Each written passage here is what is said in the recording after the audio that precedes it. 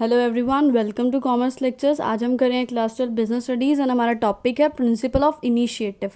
कि Fayol's principal चल रहा है एंड उसका 13th प्रिंसिपल है ये। सो इनिशिएटिव मतलब इधर क्या है? इनिशिएटिव का वैसे जनरली मीनिंग क्या होता है कि किसी चीज़ को इनिशिएट करना, स्टार्ट करना, बिगिन करना अपनी खुद से, अपनी मर्जी से, अपने सेल्फ मोटिवेशन के साथ। सो यहाँ क्या स्टार्ट करने की बात हो रही है? यहाँ पे होती है फर्स्ट स्टेप किस चीज़ का उठाना, कि पर्सनली कोई सबॉर्डिनेट जाके सुपीरियर को कोई अपनी तरफ से आइडिया दे रहा है, प्लानिंग करते वक्त कोई सजेशन दे रहा है कि सर मेरे पास एक ये आइडिया है, प्लीज़ आप इसको सुनिए, खुद से फर्स्ट स्टेप उठा रहा है, तो वो चीज़ होती है इनिशिएटिव। तो इसमें अब फियोल क्या कह रहा है आपको? अभी फियोल कहता है कि manager must give opportunity to employees to take initiative and participate in decision making. Fayol कह रहा है कि जो मैनेजर है उसको अपने एम्प्लॉय को, अपने सबॉर्डिनेट्स को अपॉर्चुनिटी देनी चाहिए कि भाई तुम इनिशिएटिव उठाओ, तुम स्टेप्स उठाओ, डिसीजन मेकिंग जब हो रही हो तो तुम भी पार्टिसिपेट करो। जब हम प्लानिंग कर रहे हो, कोई भी डिसीजन ले रहे हो तो तुम आओ, ठीक है, और उसमें पार्टिसिपेट करो, अपने एडवाइजेस दो, अपने सजेशंस दो। It all gives satisfaction to employees. और फियोल क्या कहते हैं, अगर ऐसा सब होता है कि एक मैनेजर अपने सारे सबॉर्डिनेट्स के प्लानिंग करते वक्त डिसीजंस वगैरह सुनता है, उनके एडवाइजेस सुनता है, तो इससे एम्प्लॉयज़ जो है सेटिस्फाइड हो जाते हैं, उनको बहुत सेटिस्फेक्शन मिलता है। क्योंकि वो ये लोग ऐसे सोचते हैं एम्प्लॉयज़ कि ये मैनेजर जो हैं कितने सपोर्टिव हैं, जब हम मतलब इतने अच्छे हैं कि हम कोई सजेशन दे रहे हैं तो ले रहे हैं वो हमसे सजेशन, वो मना नहीं कर रहे हैं कि तुम तो वर्कर हो, तुम तो छोटे लेवल के एम्प्लॉय हो, तुम क्या सजेशन दोगे। ठीक है, ये लाइन्स हमें सुनने को नहीं मिल रही। एम्प्लॉयज़ के मन में क्या आता है, तो वो और अच्छे से सपोर्ट करते हैं मैनेजर को, उनको सेटिस्फेक्शन मिलता है। और फियोल क्या कहता है इसमें, must welcome their suggestions and ideas before framing plans.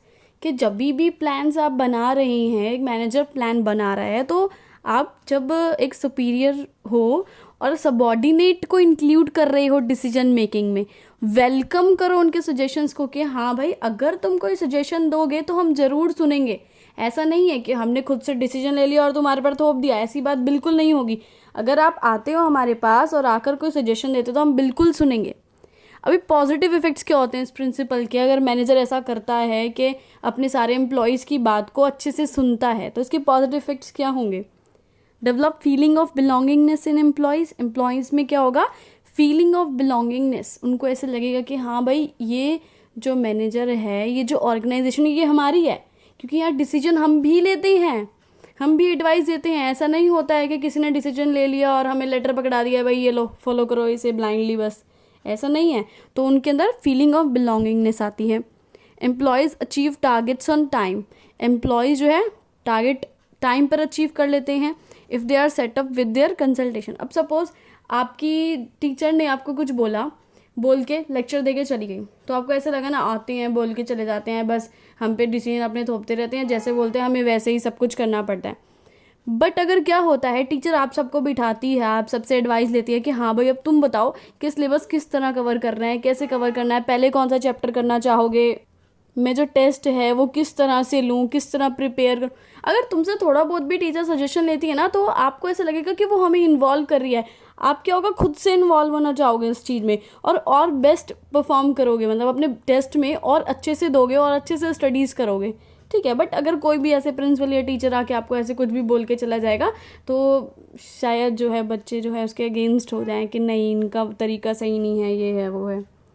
Employees get satisfaction, of course satisfaction मिलता है जब कोई भी डिसीजन लिया जा रहा है। आम सी बात है, अगर 4 फ्रेंड्स भी बैठे हैं, कुछ काम कर रहे हैं, और उन्होंने, आप साइड में बैठे हो, आपको बुलाया और बोला कि नहीं भाई तू भी आ, तू भी कुछ सलाह दे, तेरे पास कोई एडवाइस है, तो आपको भी तो इम्पॉर्टेंट बहुत फील होता है ना कि नहीं मेरी भी बहुत इंपॉर्टेंस है इन सब के बीच में।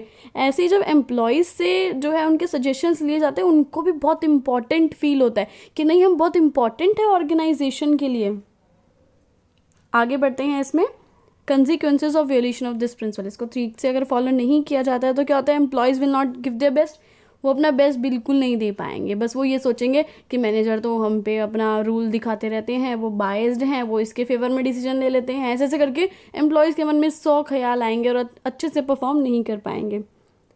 डीमोटिवेशन अमंग एम्प्लॉयज़, ठीक है। अगर उनको बस ऐसे ही जो है इंस्ट्रक्शंस ऑर्डर्स दे दिए जाएंगे तो बहुत ज़्यादा डीमोटिवेट हो जाएंगे, बोलेंगे क्या है ये, बस हमें ऑर्डर ही मारते रहते हैं, ठीक है, अच्छे से जो है परफॉर्म नहीं कर पाएंगे वो। बट अगर उनको इन्वॉल्व किया जाता है डिसीजन मेकिंग में तो उनको ऐसा लगेगा कि ये लोग हमें इन्वॉल्व कर रहे हैं, तो हमें भी कुछ जो है स्टेप्स उठाने चाहिए, एक सपोर्टिव वर्क एनवायरनमेंट क्रिएट करना चाहिए अपने मैनेजर्स के लिए।